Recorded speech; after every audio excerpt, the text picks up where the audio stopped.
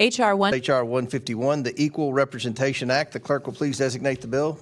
H.R. 151, the Equal Representation Act, a bill to require a citizenship question on the decennial census, to require reporting on certain census statistics, and to modify apportionment of representatives to be based on United States citizens instead of all persons. Without objection, the bill shall be considered as read and open for amendment at any point. Without objection to order, the chair recognizes himself to offer an amendment in the nature of a substitute. The clerk will please designate the amendment.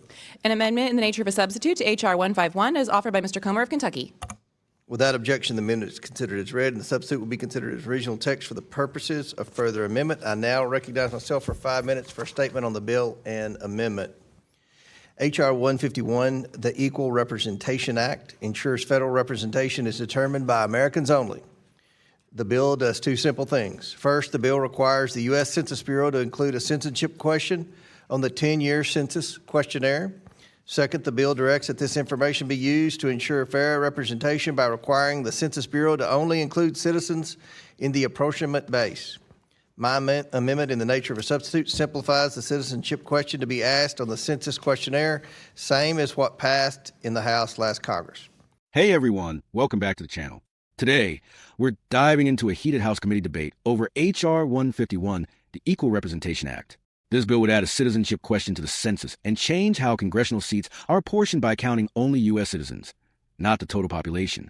This hearing got intense, and we're going to break it down from a politically neutral, analytical perspective. Let's get into it. Are you a citizen of the United States? Yes or no? That's it. By requiring this question, the United States government will be able to collect accurate data on the makeup of our population. The Census Bureau currently estimates the non-citizen population using survey data from the Census Administered American Community Survey. But that data is not based on the entire population. It's only an estimate and suffers from large margins of error. In the past, opponents of a citizenship question have raised concerns that such a question will discourage participation in the census. The theory being that some individuals will be reluctant to respond to the census, especially if they do not have a lawful immigration status. My amendment in the nature of substitute does not require respondents to indicate what immigration status they have or any other related demographic information. Plenty of non-citizens enter this country legally, for example, using a green card or a student visa. We just want to know, very simply, are you a citizen or a non-citizen? It's an easy question, it's not confusing, and it does not reveal anything about an individual's specific immigration status. Although the census will count and enumerate all individuals residing in the United States, this bill would ensure that only citizens are included in the apportionment base from which representation in Congress is determined. According to American Community Survey estimates, there are over 21 million non-citizens residing in the United States and the District of Columbia. These are not naturalized citizens and they cannot vote in federal elections. Non-citizens comprise nearly 7% of the total population of the United States. But non-citizens are not evenly distributed among the states, and some states end up with greater representation in Congress based on a higher concentration of non-citizens. This dilutes the one-person, one-vote principle for citizens in states with fewer non-citizens. It is clear that Congress can and should ensure a fair apportionment based on equal representation of citizens. I thank Representative Edwards, a former member of this committee, for his leadership on this issue. I urge my colleagues to support this legislation. I recognize the ranking member for his statement. Thank you, Mr. Chairman. We, as House Democrats, oppose what we believe is an unconstitutional bill in front of us. The bill attempts to exclude non-citizens from being counted when drawing congressional districts, which clearly violates the 14th Amendment. And the 14th Amendment is clear. It states that seats in the House of Representatives must be based on counting, quote, the whole number of persons in each state, end quote, regardless of their citizenship or immigration status. Now, the U.S. has done this since the amendment was adopted in 1868. Now, during debate on the amendment, Congress talked about using only the number of citizens, but they rejected that idea. This bill also attempts to add a question about citizenship status to the census. We know this question will destroy the accuracy of the census and devastate numerous communities across the country. Non-citizens will avoid answering the census, leading to undercounts across the country. Now, an undercount means loss of federal funding for vital programs like schools and health care, diminished political representation, and inaccurate data for urban planning and economic development. This bill is unconstitutional, and we should all oppose it, and we yield back. Ranking member yields back. Any other members seek recognition? The question is now on the amendment. Oh, I'm sorry, Mr. Frost from Florida. Thank you, Mr. Chair. I just want to say I oppose this blatantly unconstitutional bill that violates the 14th Amendment. Putting a citizenship question on the census would increase fear in immigrant communities and decrease the number of responses, undermining the entire purpose of the census in the first place. America's democracy values representation, and it's important that we have a census that is actually on point, since the population count determines how many U.S. representatives each state gets. Congress is supposed to represent everyone, every human, every person, but this bill dilutes that power for our residents. This bill would have huge financial consequences, as census data guides the allocation of $2.8 trillion every year. So I'm fighting for my district, for Central Floridians, and for the state of Florida to get the tools that we need to succeed, not fewer. If enacted, this bill would cause states with large shares of undocumented immigrants, like the state of Florida, to see significant federal funding cuts. This means all Floridians see our public goods close and fall into disrepair, such as roads and transit systems, schools, hospitals, veterans care, and disaster preparation. Republicans in Congress claim to respect the Constitution, but to respect it, you got to read it. And like the ranking member just said, it says very blatantly in Section 2 of the 14th Amendment that we count the whole number of persons in each state. No matter what this president says, no matter what Republicans in Congress say, a person is a person. Immigrants are people, and they should be counted in the census. I yield back. Gentleman yields back. Any other members seek recognition? Chair recognizes Mr. Biggs from Arizona. Thank you, Mr. Chairman. I support this bill.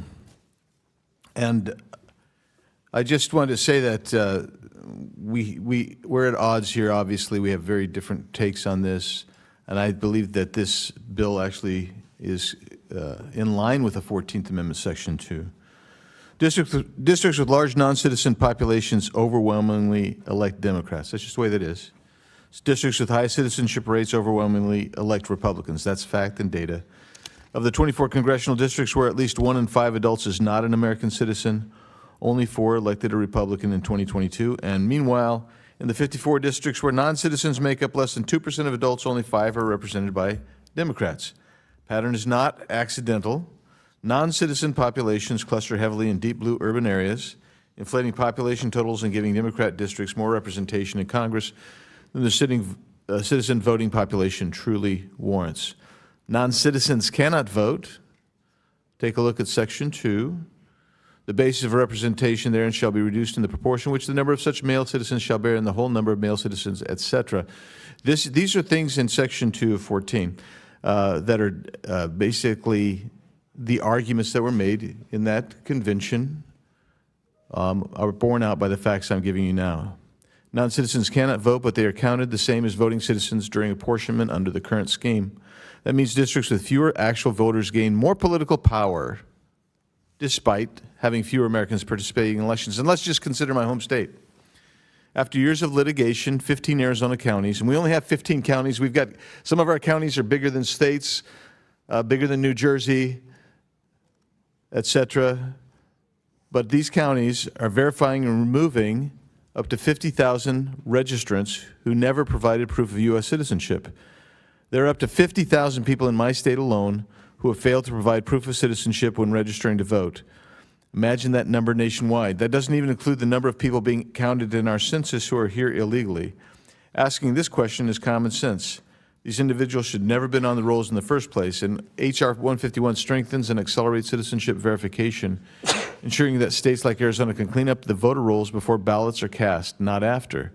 If 50,000 potential non-citizens can be discovered in one state, my state, a state of about 7.5 million people, imagine the scale nationwide.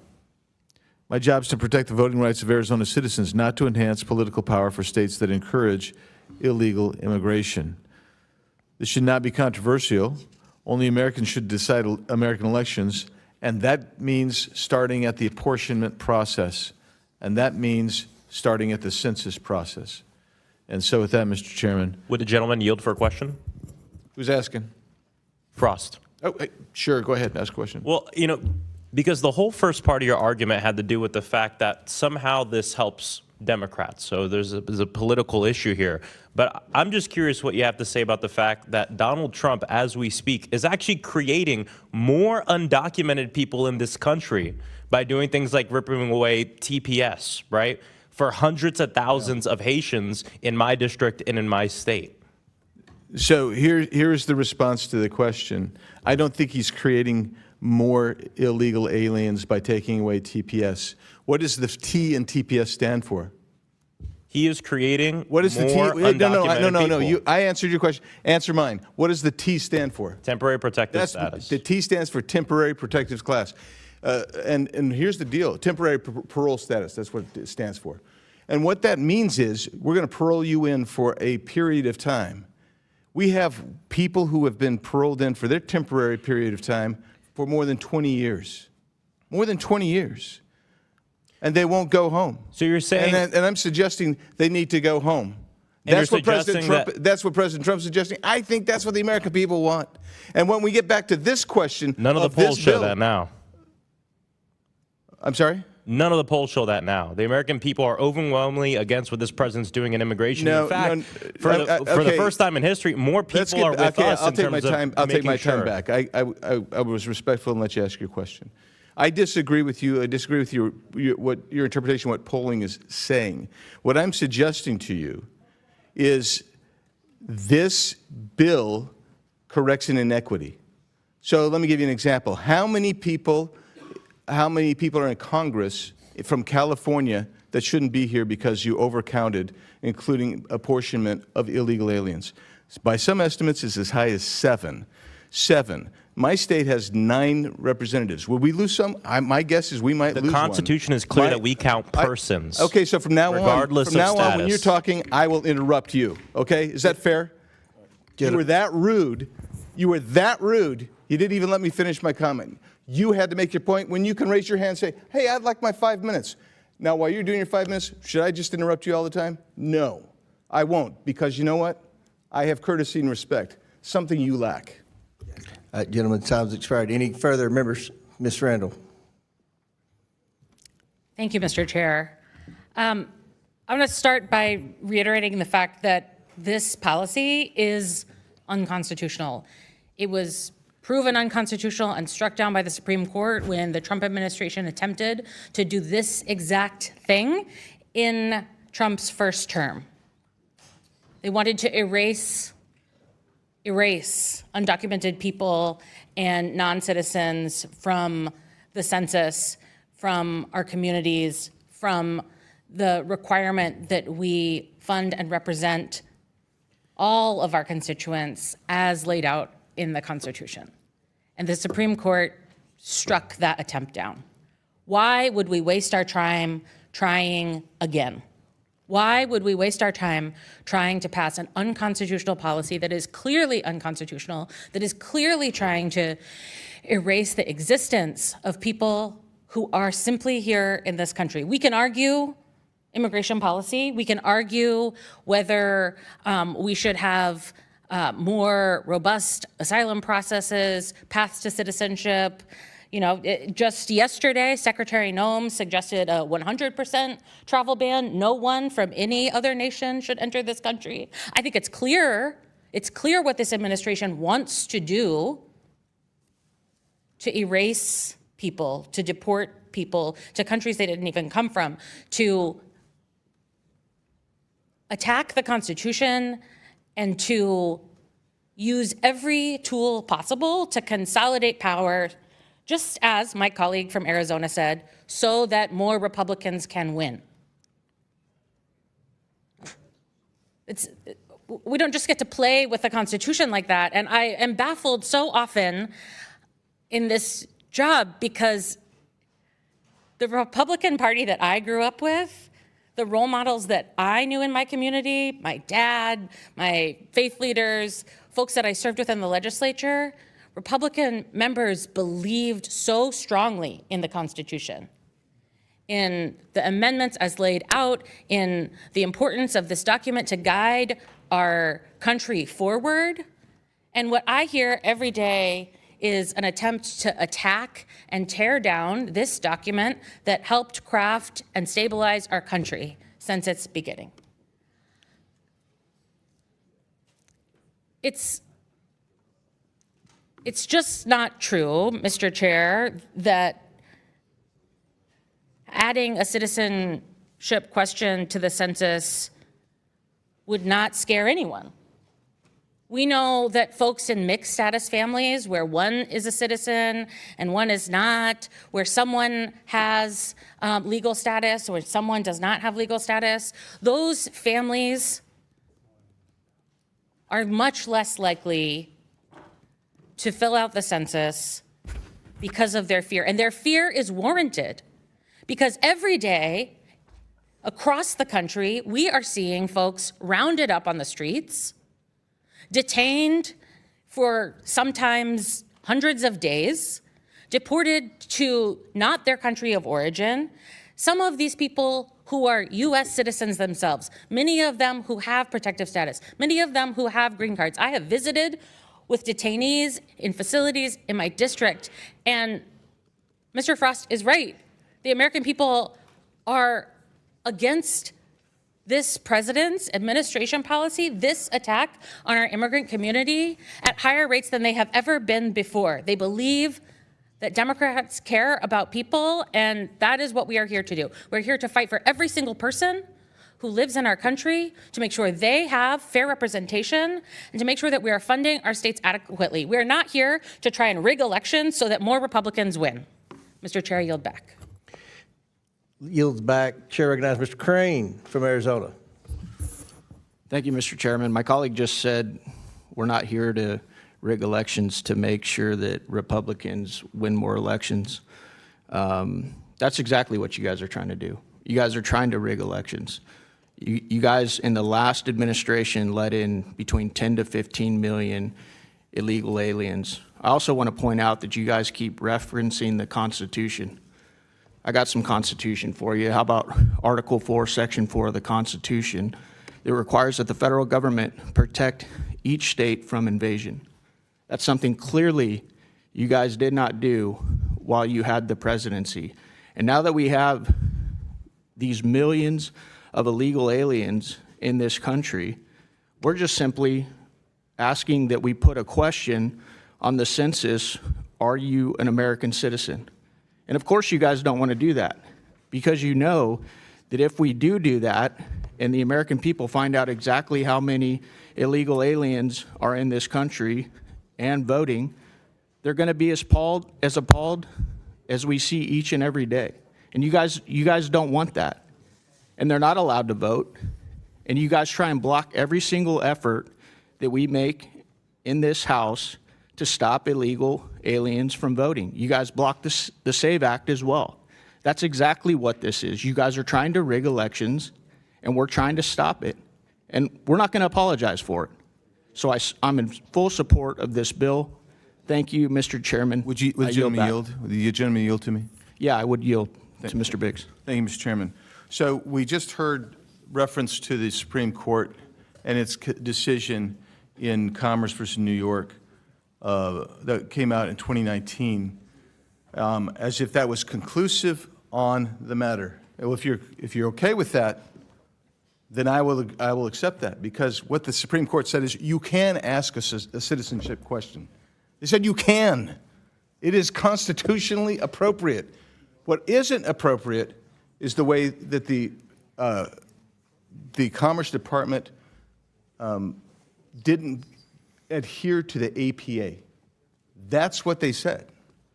Said you can ask the citizenship question, but you're going to have to deal with the APA, the Administrative Procedures Act. And if you do what you did then you got a problem, because they didn't really adhere to it. They didn't have a great reason. They didn't follow the rules. They didn't follow the timelines. But the majority opinion there said you can ask this question. So this bill is actually constitutional if you're accepting the rationale of the Supreme Court, and it's affirming in part and reversing in part, which is what happened in 2019. I'll yield back to the gentleman from Arizona. I yield, Mr. Chairman. Gentleman yields back. Any other questions? Seeing none, The question is now on the amendment in the nature of a substitute. All those in favor signify by saying aye. Aye. All those opposed signify by saying no. In the opinion of the chair, the ayes have it. The amendment is agreed to. The question is now on favorably reporting H.R. 151 as amended. All those in favor signify by saying aye. Aye. All those opposed say no. Recorded vote is ordered. As previously announced, further proceedings on the question will be postponed. So the hearing starts with the chair outlining H.R. 151. The bill proposes two major changes. One, add a simple yes/no citizenship question to the 10-year census. Two, base congressional representation only on citizens, not all residents. Supporters say the census currently relies on surveys to estimate non-citizens, and that it's time to get accurate data directly. They argue that counting non-citizens for representation artificially boosts seats in certain states and dilutes the one person, one vote principle. Opponents, mainly Democrats, view this completely differently. They argue the 14th Amendment requires counting the whole number of persons, meaning everyone citizen or not is included in apportionment. So right from the start, we have a constitutional clash. Let's break down the Republican perspective first. They maintain the citizenship question is simple. Are you a U.S. citizen? Yes or no? Non-threatening. It doesn't ask about immigration status. Necessary to get real, not estimated, population data. They argue non-citizens are unevenly distributed, giving certain states, especially large, blue, urban states, more representation than they would have if only citizens were counted. Some members go further, connecting this to concerns about voter registration irregularities and arguing that cleaning up citizenship data helps protect election integrity. They also cite a 2019 Supreme Court ruling which said a citizenship question can be asked, though the Trump administration at the time didn't properly follow administrative procedure. From their perspective, the bill isn't just constitutional, it's about fairness and protecting the voting power of American citizens. Democrats, on the other hand, push back just as forcefully. Their core argument, it's unconstitutional. The 14th Amendment states plainly that congressional seats must be based on a whole number of persons in each state. They argue the framers of that amendment intentionally rejected apportioning by citizens only, and the U.S. has followed that rule since 1868. Beyond the constitutional question, Democrats emphasize the real-world consequences. They argue a citizenship question will scare mixed-status families, causing them to avoid the census. This will create major undercounts, leading to inaccurate data. Undercounts translate into billions in lost federal funding for schools, healthcare, infrastructure, and emergency services. Some states, especially diverse states like Florida, California, and New York, would be hit the hardest. They also warn of political motives, saying the bill is designed to shift power geographically and demographically toward Republican-leaning states. All of this contributes to the intense back-and-forth tone throughout the hearing. As the hearing continues, things get noticeably more combative. One Republican member argues that states with high numbers of non-citizens overwhelmingly elect Democrats, and therefore counting non-citizens inflates Democratic representation. A Democratic member responds by saying Republican immigration policy, like ending TPS protections, actually increases undocumented populations. There's also a clash over polling on immigration, accusations about rigging elections, and arguments about voter rolls. One representative from Arizona claims tens of thousands of unverified voters exist in the state, while Democrats insist non-citizens are not voting and accuse Republicans of fear-based rhetoric. Another Democrat brings up the Supreme Court's prior decision, arguing that the Trump administration's attempt was struck down. A Republican responds that the court didn't reject the question itself, only the way it was implemented. These exchanges show how immigration, voting rights, and representation are all deeply intertwined politically and emotionally. Now, let's step back and look at this from a neutral analytical perspective. Both sides are arguing from fundamentally different interpretations of the Constitution's intent. Republicans emphasize electoral fairness and argue apportionment should reflect a population that participates in the political process citizens. Democrats emphasize constitutional language, inclusion, and the practical risks of undercounting large communities. What's interesting is that both sides claim to defend democracy, but they define it differently. For Republicans, democracy is tied to citizenship and voting power. For Democrats, democracy includes representation for everyone living in a community, regardless of immigration status. Legally, the Supreme Court may eventually have to weigh in again if this type of legislation moves forward. Politically, this issue touches on demographics, immigration, elections, and federal funding, all areas where partisan incentives are extremely strong. At the end of the hearing, the committee approves the amendment and advances H.R. 151. A recorded vote is requested, and final proceedings will happen later. So this bill isn't law, but it's clearly becoming a major flashpoint in the ongoing national debate about representation and immigration. Thanks for watching. Let me know in the comments what you think. Should apportionment count all persons or citizens only? And how do you think a citizenship question would impact the census? Hit like, subscribe, and I'll see you in the next breakdown.